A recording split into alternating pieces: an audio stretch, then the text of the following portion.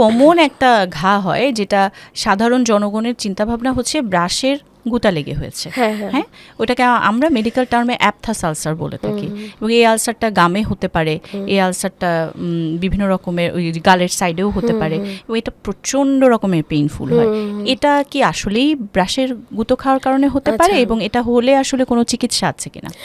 ব্রাশের গুঁতো খেয়ে যে আলসারটা হচ্ছে এটাকে আমরা অ্যাপথাস বলছি, কিন্তু এটা আসলে ট্রমাটিক একটা আলসার। ওকে, এটা যদি অ্যাপথাসটাতে যাই, অ্যাপথাস কিন্তু ইমিউনোলজিক্যালি মেডিয়েটেড একটা আলসার। হ্যাঁ, কারো যদি ইমিউনিটি কম থাকে, কোনো একটা ভিটামিন B12 অথবা আয়রন ডেফিসিয়েন্সি থাকে, তাদের মুখে অ্যাপথাস আলসার হওয়ার টেন্ডেন্সি কিন্তু বেশি থাকে। এবং বাচ্চাদের ভিতরে কিন্তু অ্যাপথাস আলসার হওয়ার টেন্ডেন্সিটা একটু বেশি স্ট্রেস রিলেটেড কন্ডিশনে, যখন কিনা ইমিউন কন্ডিশনটা সাপ্রেসড হয়ে যায়।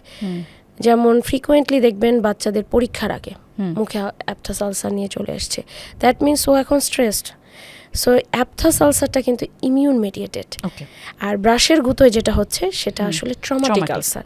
সো এই ধরনের অ্যাপথাস হোক আর ট্রমাটিক আলসার হোক, আমি বলতে চাই যে ওরাল মিউকোজা কিন্তু হিল হতে 14 থেকে 21 দিন সময় লাগে। আচ্ছা, তো এই জন্য আমরা বলি অ্যাপথাস আলসারের ট্রিটমেন্টে আপনি যাই করি না কেন, সিমটম রিলিফের জন্য আমরা একটা জেল ব্যবহার করতে পারি বা কিছু, কিন্তু এটা কিন্তু 3 সপ্তাহই লাগবে ভালো হতে পুরাটা।